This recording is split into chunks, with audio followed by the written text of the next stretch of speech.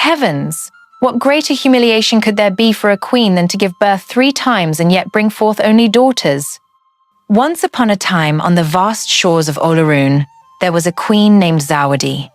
She was so beautiful that even the moon grew envious, so wise that the elders themselves paid her respect.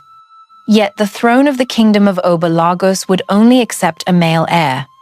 After the 3rd princess, the king's gaze grew cold, while whispers in the royal court buzzed endlessly like swarming bees.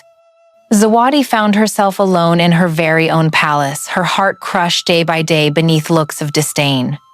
In her despair, she sought out the forbidden temple where the sea waves sang their song of curses. There, ancient tales spoke of this. Eating the flesh of a mermaid with radiant golden scales would bring forth a son endowed with the might of the ocean. And on a moonless night, Zawadi did what no one else dared to do. The royal drums that once thundered with joy whenever Zawadi's name was proclaimed now lingered only as distant echoes. On the day she bore her first princess, the people poured into the streets, singing, showering flowers like rain. With the second princess, the cheers waned, replaced by wary glances. And, after the 3rd princess, disappointment was no longer veiled. Within the cold marble walls of the Obalagos palace, whispers drifted like thin smoke. The queen brings only moonlight, not thunder. From the pride of an entire kingdom, Zawadi had become but a silent shadow upon her own throne. The king, who once praised her as the lamp of Lagos, now turned to new concubines, hoping for a son. The jewel-studded corridors that once echoed with her proud footsteps seemed transformed into a prison, confining a heart that had fractured. At night, while the court slept, Zawadi sat alone beneath the dim glow of an oil lamp, her fingers tracing the prayer beads left by her mother. She wondered, why had the womb once blessed now become a curse? Why had 3 births, all 3, failed to deliver what the throne demanded? The answer never came, only a hollow emptiness that grew larger each day, eroding her faith in herself. In despair, people are quick to believe in what none dare believe. And Zawadi had heard of a forbidden temple upon the Yoruba shore, where the waves whispered secrets to the wind, secrets mortals were never meant to know. Fishermen called it the wound of the ocean, the place where darkness and memory intertwined. They told of Nyame, the golden-scaled mermaid, older than human history, imprisoned beneath the cliff. Nyame was not merely a creature of the sea. She was a mirror reflecting the souls of the ancestors. Her scales gleamed like molten metal under the sun, and her eyes were as deep as 1,000 storm seasons. Legend murmured, whoever dared to eat Nyame's flesh would carry within them a son chosen by the ocean, but at the cost of a fragment of their soul, lost forever. Once, Zawadi had scoffed at such tales, but in the long months of scorn, her heart grew heavy, like a cloth drenched in relentless rain. The longing for a son was no longer a wish, it had become survival itself, the only path to preserve her power and her honor. And so, on a moonless night, the queen donned a dark cloak and slipped quietly from the palace, her golden slippers sinking deep into the damp sand. The path to the forbidden temple cut across the shore like a blade. The wind howled through the jagged rocks, carrying with it the lament of ancestors. The torch in her hand trembled, its crimson glow flickering across the pitch-black sea. Each step was a desperate vow, a step away from the light of the gods and closer to the abyss of temptation. When she reached the moss-covered stone gate, Zawadi felt her body grow heavy, as if the ocean itself were pleading, pulling her back. But her heart, shattered by shame and fear, had no retreat. She pushed the door open. The stench of salt rushed into her lungs, mingled with the fetid rot of dead coral. Inside, an eerie turquoise light spread, illuminating Nyame the mermaid shackled with chains wrought from the bones of whales. Her body shimmered softly, her golden scales glimmering like thousands of tiny suns breathing beneath her skin. Her eyes opened slightly, not with hatred, not with pleading, but with a sorrow as endless as the sea after a storm. As Zawadi approached, her heart pounded. Her trembling hands still clutched tightly the ceremonial dagger of shark bone, an heirloom from her grandmother's line. No words were spoken, only silence as the two women locked eyes, one a queen desperate for power, the other an ancient soul awaiting judgment. And then, with a shudder, the blade came down. The blood was not red. It glowed like molten gold blazing under the wavering firelight. Nyame did not scream. She only moaned softly, a sound like a coral reef breaking apart under the pressure of hidden currents. That sound reverberated through Zawadi's chest, etched deep like a funeral dirge without end. With trembling hands, she cut a strip of flesh, the glow of scales still clinging to the blade.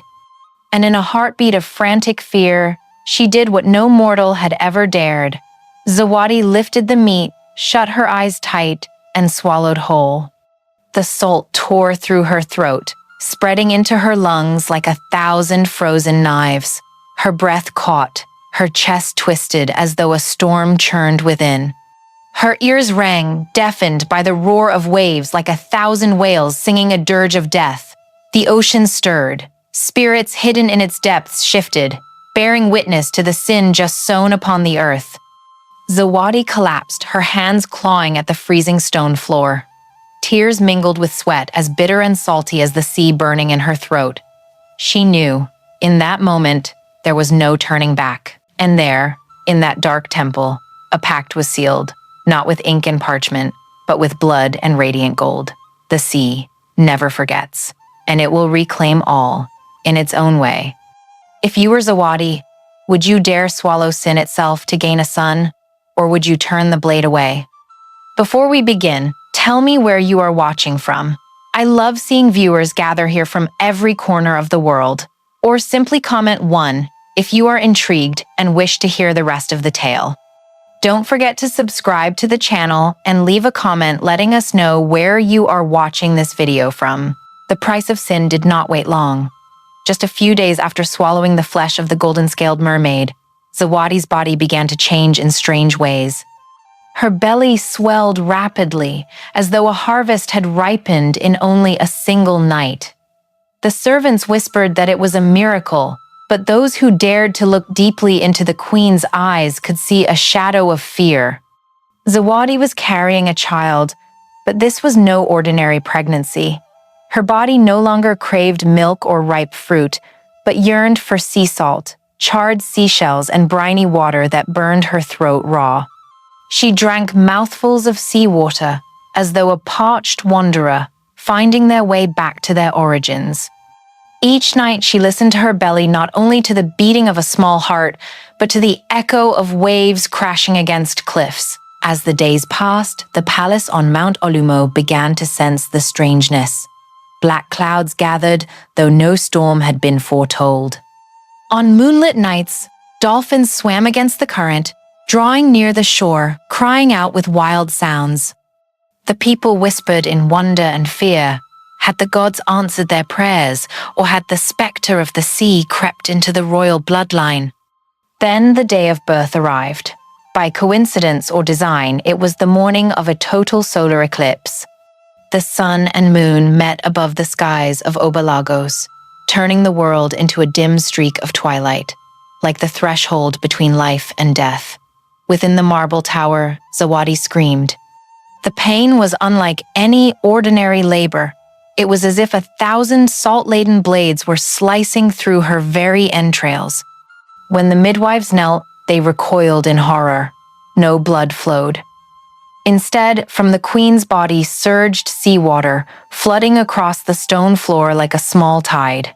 From within that briny flood, a child cried out, but the sound was not the cry of an infant. It rang like the hum of seashells in the wind, like the song of whales from the deep ocean. The child had hair white as foam, spilling out like breaking waves. His eyes opened wide, blue and clear like sea glass, reflecting a mystical light that bathed the chamber as though submerged in sea and sky. His skin shimmered with the luster of pearls, glistening like wet stone beneath the evening sunday, The midwives stepped back, trembling, astonished. News spread swiftly. The people gathered before the palace gates, offering gifts and songs. On the very first day, miracles appeared. A dry well brimmed with silver fish. Poor women, gazing into their basins of water, saw pearls glittering at the bottom. From the sky, gentle rain fell, not fierce, but soft, like a blessing. The Council of Elders declared, "This child is not only the son of the royal family, he is the mark of the tide, chosen by the sea itself." They named him Kito, meaning child of the tide. In those first days, Zawadi felt as if all humiliation had been washed away. The king smiled once more. The court praised her again.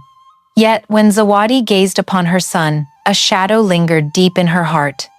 For she knew, Kito was not only a blessing, he was the result of a covenant sealed with blood and sin, and the ocean, with its endless memory, would never forget.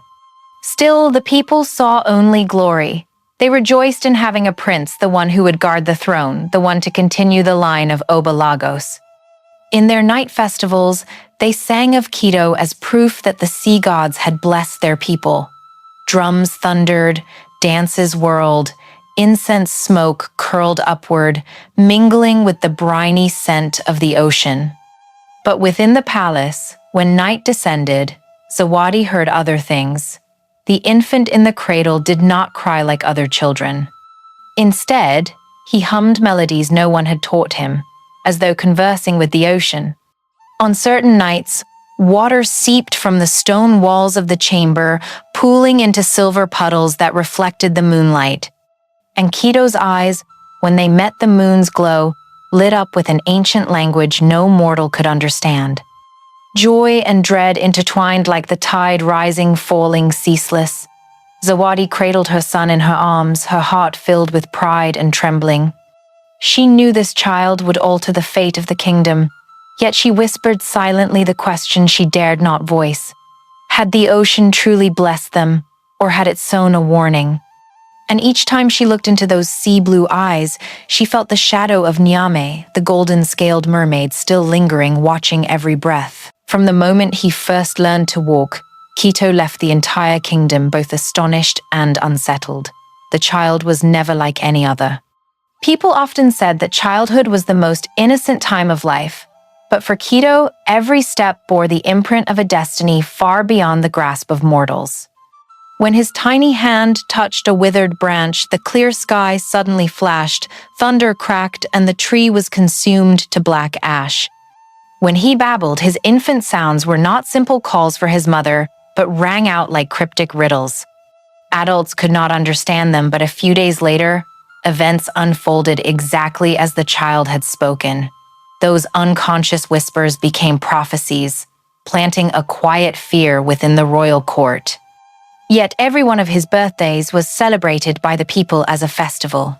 Showers of blossoms fell from the skies, forest flowers drifting on the wind into the city, scattering across the stone courtyards like heavenly gifts.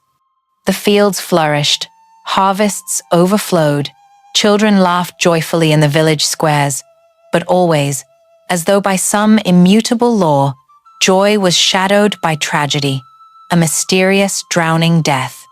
In the first year, a young girl was found in the fountain, her mouth filled with yellow daisies.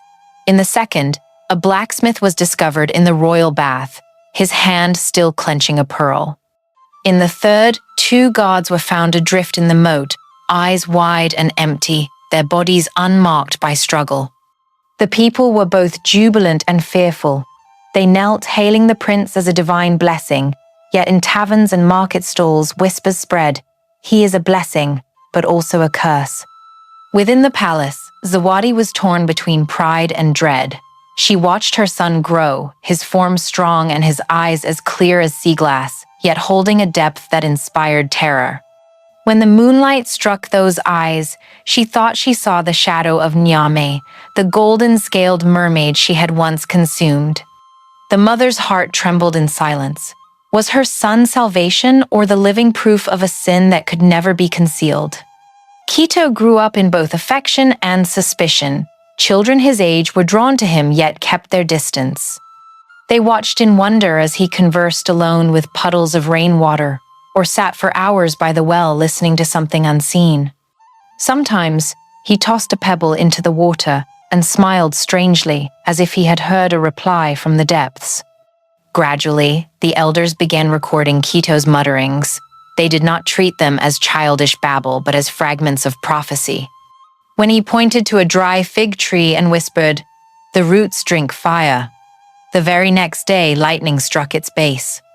When he looked upon a guest in blue robes and murmured, "The woman in the color of the sky will fall," that duchess collapsed during the morning feast. Such coincidences repeated, drawing the gaze of the entire court, not only with reverence, but with fear. Zawadi tried to assure herself that all of it was but miracle, a gift from the ocean. Yet on long nights when Kito slept, she heard strange whispers rising from his throat songs in a tongue unknown. Sleepless, she listened, feeling as though each word drained her soul, reminding her of the bloody covenant sealed in that forbidden temple. Kito's childhood was never peaceful. Joy and dread intertwined like the tide, rising and falling without end. The people knelt before him, begging for rain and harvest, yet quietly hung charms at their doors to ward off the annual drowning death. In his dreams, Kito often saw a city submerged beneath the sea, towers of spiral coral, and voices singing in the dark. And when he awoke, his gaze turned distant, as though part of his soul still lingered in that dream. Zawadi knew well, her son did not wholly belong to this world. She held Kito tightly in her arms, praying that a mother's love would bind him to the land. Yet deep within his eyes there always shimmered that sea blue light, at once alluring and alien like the unceasing call of the ocean. The kingdom praised the prince, but Zawadi, more than anyone, understood that each step of Kito's growth carried the shadow of tragedy. And one day, the sea would come to claim what it had given. There are encounters that arrive like a strange wind, ones the royal court believes to be mere coincidence, yet are in truth woven from the invisible threads of fate. On a damp morning, when mist still draped the stone spires of Oba Lagos like a silver veil, a guest was welcomed into the palace. She had come from distant Senegal, and her name was Amani. Amani bore the bearing of a scholar, cloaked in a deep indigo robe dyed with sea blue pigment, her hands carrying scrolls of ancient script. Her black hair, long to her waist, was braided neatly with a golden thread, and her voice, when she greeted the palace, resonated like the sea breeze passing through a cavern's mouth. The council of elders introduced her as a learned scholar, come to teach Prince Kito the languages and wisdom of civilizations long buried beneath the sands of time. Yet behind this scholarly guise, Amani carried a secret no one in the palace could fathom. She was not merely human. Amani was a mermaid warrior, the elder sister of Nyame the golden-scaled soul whom Zawadi had devoured on that night of sin years ago. The ocean itself had whispered her name, sending her to the land with a single purpose: to reclaim the fragment of her sister's soul imprisoned within the body of a child born of both sea and man. From the very first moment she looked upon Kito, Amani recognized the truth. The boy's sea glass eyes reflected a light not of humankind. Upon his chest, with every beat of his heart, she felt a hidden current, carrying the familiar song of Nyame. It was no mere illusion. It was a cry for help one only blood of the ocean could discern. Amani knew without doubt her sister had not vanished completely. Nyame's soul remained trapped, bound to Kito's breath like a shell shard buried in the sand. By then, Kito had entered adolescence innocent yet melancholy. He thirsted for knowledge, yet always fled the dull lessons of palace tutors. But when Amani appeared, he listened. She did not teach through rigid rules, but through stories woven like tapestries. She spoke of ancient inscriptions carved on seashells, of secret songs hidden by the ancestors within the rhythm of waves. Though her words were foreign, Kito understood easily. as though memory long dormant within his blood had awakened. In their lessons, Kito sometimes drew spiral symbols upon sand or parchment. Amani, seeing them, caught her breath. These were not human writings. They were the language of the ocean, lost for millennia, passed only through ancient sea-born souls. Each mock Kito made reminded her of Niame, of days when the sisters sang beneath forests of kelp, Niame's golden scales gleaming beneath the hidden moonlight. Zawadi observed all from afar. At first, she felt at peace, seeing her son guided by a tutor who seemed able to temper the storm in his soul. But gradually, her heart trembled with a different fear. She saw the way Kito looked at Amani, an expression not of a pupil toward a teacher, but of a lonely soul hearing again a familiar harmony. And she saw the rare smile upon her son's face, a smile radiant yet shadowed with mystery that unsettled her deeply. Meanwhile, the closer Amani grew to Kito, the more tormented she became. She remembered her mission clearly, to retrieve Niame's soul, to return it to the sea and restore balance.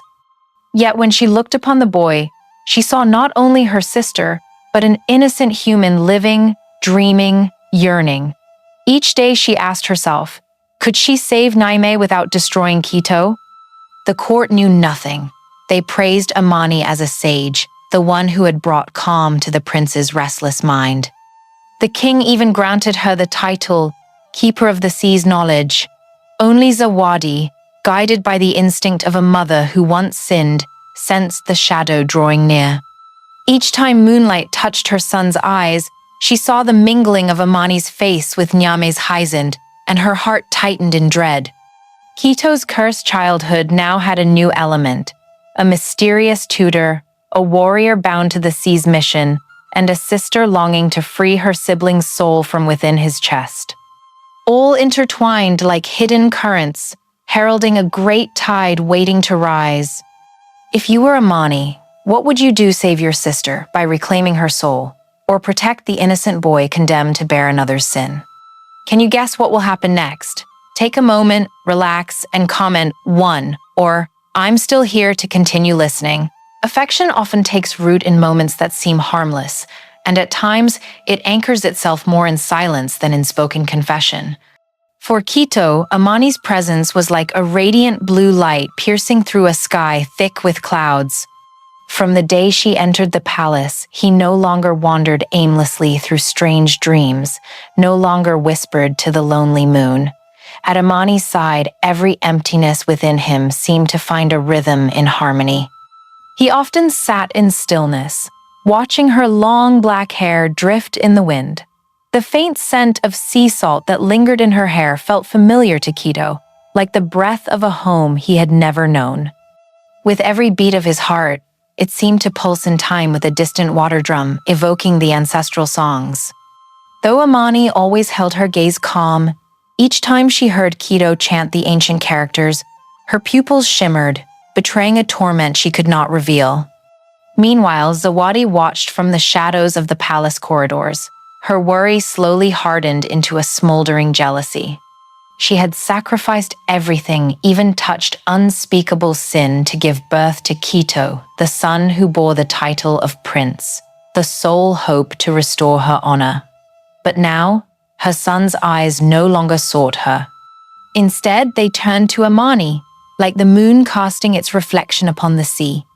Night after night, Zawadi saw Kito stand at the window overlooking the ocean, quietly drawing strange spiral symbols in the sand.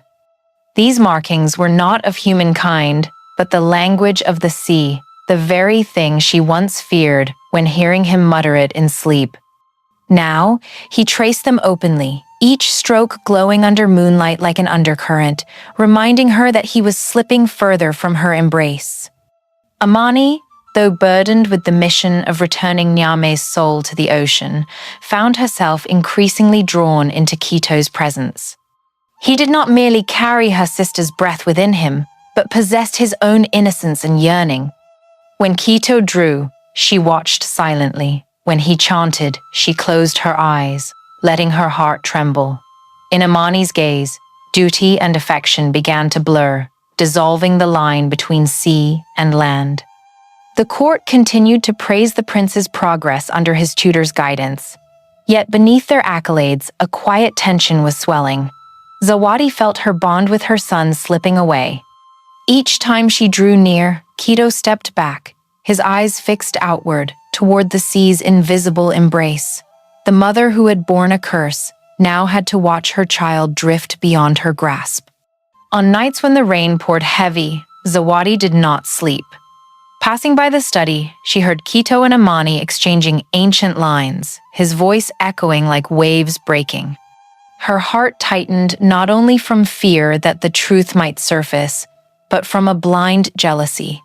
The love her son once gave her was fading, replaced by an invisible connection to another woman.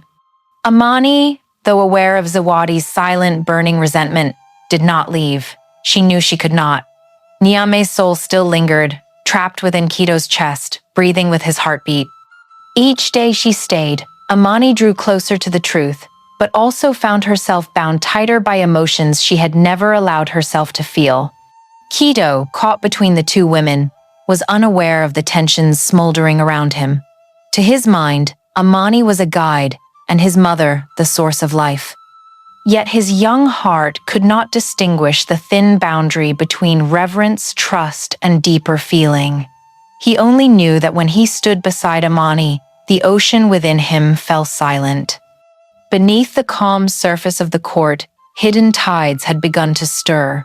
Zawadi clutched her fear and jealousy. Amani wrestled with duty and forbidden affection, while Kito, innocent as a drifting wave, moved ever outward, unaware that they were all being carried toward an approaching storm. Some secrets seem buried deep in darkness, but one day they surge upward like a compressed undertow, breaking forth to drown everything. That night, the skies over Obalagos split open with a furious storm. Thunder rolled across Mount Alumo, winds tore through the silver domes, carrying a shriek like the ocean's own wail. In the highest chamber of the tower, where lightning carved blinding blue streaks, Kito stood face to face with his mother. His sea-glass eyes glowed in the darkness, not innocent, but deep as a bottomless abyss. His voice was lower, colder, resonant with the echo of waves. "I know now. You ate Nyame's flesh to bring me into this world."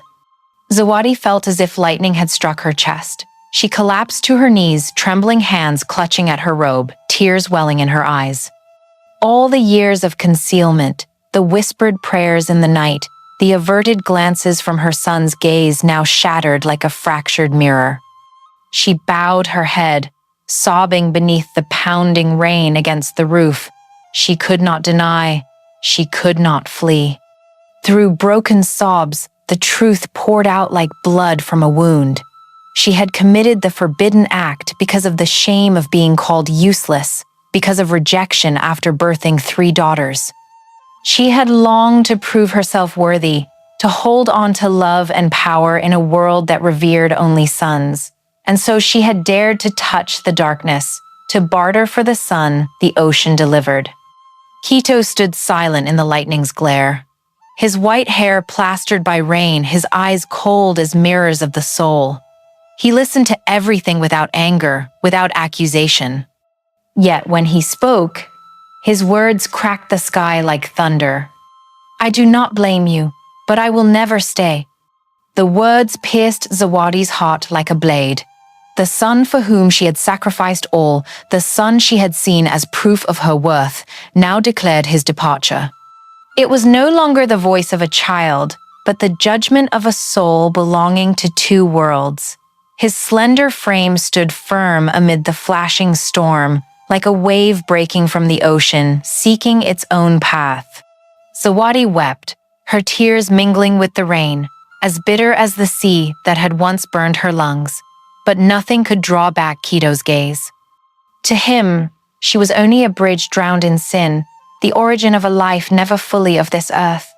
Amani, standing hidden in the corridor's shadows, had heard it all.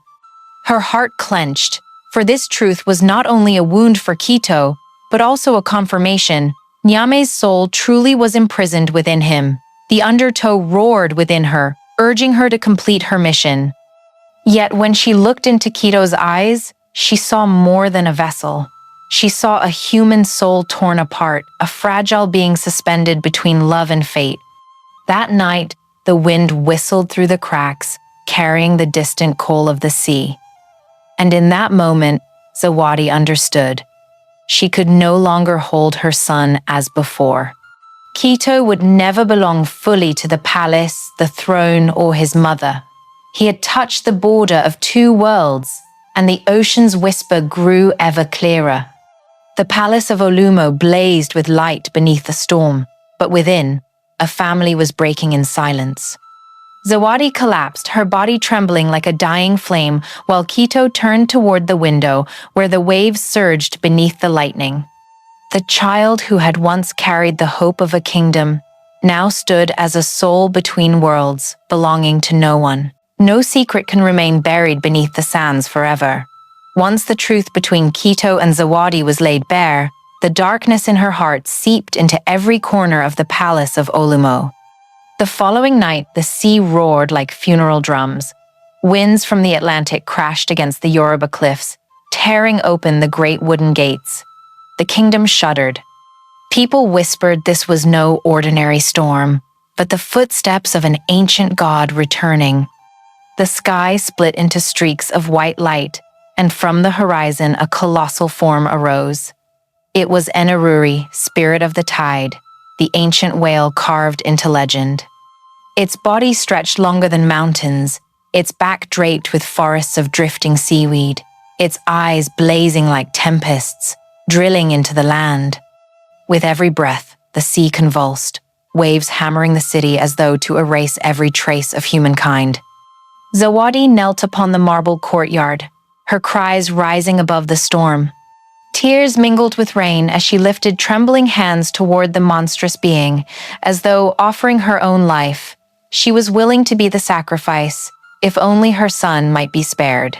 But the lament of a mother could not halt the march of the sea. Enururi did not look at her. Its gaze fell only upon the child with sea-glass eyes, the one bearing within him the stolen soul. In the lightning-drenched dark, Amani stepped forward. Her cloak fell away, revealing a body half woman, half mermaid, scales of black and blue gleaming in the stormlight. In her hands, she held a staff of seaweed entwined around a glowing whalebone, humming with a distant song. She no longer hid her nature, a mermaid warrior, the sister still carrying the ocean's command. Standing before Enururi, she knew this battle left no place for weakness. Yet as every eye fixed upon her, it was Kito who emerged from the shadows, his white hair whipped wild in the storm, his skin glowing as though lit by the moon. He bore no sword, no shield, only a strange calm, as if he had found the answer in the abyss of his dreams. He looked directly into Enururi's storming gaze, and his voice, though soft, carried across the sea. "Take Nyame's soul from me, but let me remain." The world fell still. Enururi lowered its storming eyes upon him. From Kito's chest, a surge of blue light burst forth, spiraling into rings of radiance like 1,000 shells singing in chorus. His eyes blazed, and the ocean trembled in reply. Amid the maelstrom, a golden figure emerged. Nyame, the mermaid once devoured, now radiant like the sea's flame. Her hair flowed like waves, her eyes glimmered with both sorrow and peace. Her spirit rose within the vortex of light, brushing past Kito's face like a farewell kiss. Her final song lingered, tender as a lullaby, before dissolving into the storm-torn sky, freed at last. But as the light departed, Kito's body collapsed. His flesh melted into streams of white water, breaking apart like foam upon the shore.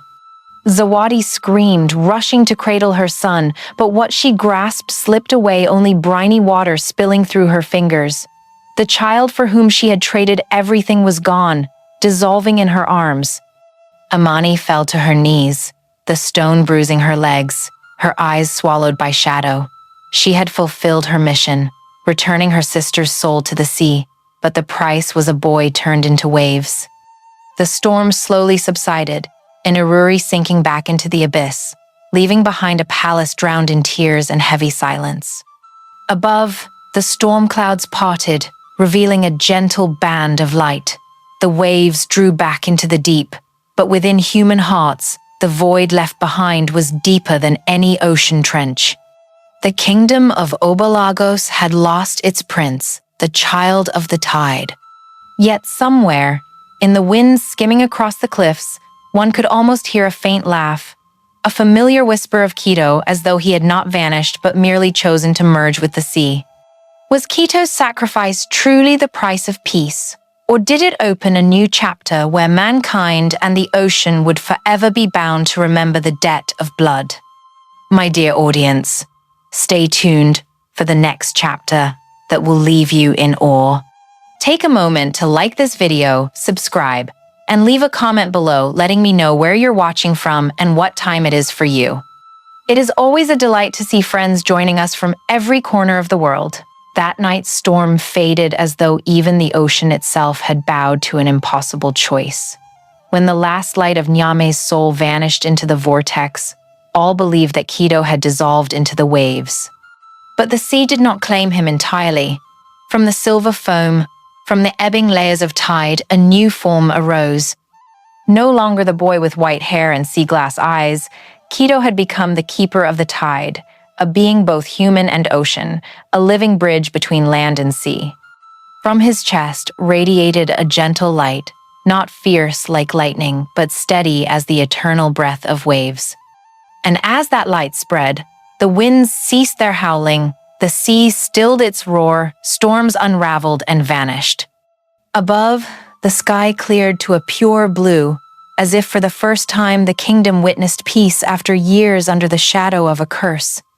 The people of Obalagos stood in awe of the miracle. They knelt, no longer hailing Kito as a prince, but reverently naming him the keeper of the tide, the boy who chose not to sit upon the throne, but to become the heartbeat of balance between two worlds. Kito did not return to the palace, nor walk the earth as a mortal. He dissolved, merging with the tides, becoming the whisper of waves against the shore, the gentle rains at sowing season, the streams that trickled from mountains during drought. Amani, after witnessing her sister's soul set free, quietly returned to the ocean. She sank into the coral cities hidden in darkness, carrying both sorrow and serenity. Her mission was complete, yet her heart still lingered on the boy whose smile was soft as moonlight. Amidst the ocean, she sang songs of Kito, so that every whale, every current would remember the youth who chose to become the tide. Within her, the affection for Kito never dimmed, even as she knew he belonged forever to a realm without borders. Zawadi was different. She had to live to bear, to remember, to atone. Her hair turned silver, salted as if marked permanently by the sea. Each year, on the day the storm had once swallowed her son, she went to the roots of the ancient baobab tree where Kito had once run and laughed. She spread a mat, placed a bowl of seawater and white shells upon it, and softly called his name. No longer selfish prayers, only words of gratitude and repentance. Villagers passing by saw the aging mother bowed beneath the great tree's shadow, and they understood that love, though born from sin, had transformed into a guiding light for an entire people. The people of Obalagos told the story across generations, the tale of Prince Kito, who chose to be the tide instead of a king. They said that whenever the sea raged but no one drowned, it was because the keeper of the tide was watching. Whenever village wells brimmed sweet after a drought, it was because the keeper extended his hand. And when children sat by the shore listening to the waves, sometimes they heard a soft laugh, as if a boy still played among the white-capped waves. Time passed, kingdoms changed, but Kito's legacy endured. A shrine was built by the sea in his honor, not for a king, but for a soul merged with nature. They called him the bridge, the heartbeat of two worlds. And in ceremonies, when drums thundered in rhythm with the waves, mothers taught their daughters that power does not spring from ambition, but from compassion. Fathers taught their sons that the greatest strength is not in seizing but in sacrificing for balance. The final lesson remained a truth simple yet deeper than any decree. Ambition sows tragedy, but mercy can break even the oldest curses. Kito had proven that sometimes a child does not need a throne to change the world, only a heart that chooses what is right, even when the price is his own life. The stormy night had faded, but the story of Prince Kito still echoed in every heartbeat of the waves. The people of Obalagos whispered that, in the stillness of dawn, if one listened closely, faint songs could be heard drifting from the open sea, as though the keeper of the tide remained there, guarding the border between two worlds. Kito had not died, he had merely chosen another form of existence, a soul forever merged with the ocean. And from that choice he left behind a lingering question. Would he one day return when balance was broken once more? The tale closes, yet its legacy opens a lesson for us. Ambition may lead to tragedy, but compassion and sacrifice hold the power to heal. Each of us carries our own storms, and only when we release the urge to possess do we discover true peace. Kito showed us that greatness does not require a throne. Sometimes all it takes is a heart that chooses what is right, and the world can be changed. And now I want to hear your thoughts. If you were Kito, would you choose the throne to rule, or would you choose to become the tide to preserve peace? Leave your comments below, and share this story with those who need a reminder of the power of mercy. Don't forget to like and subscribe so you won't miss what comes next. For who knows, in part 2, we may yet witness the day the keeper of the tide returns, when once again the ocean rises in storm.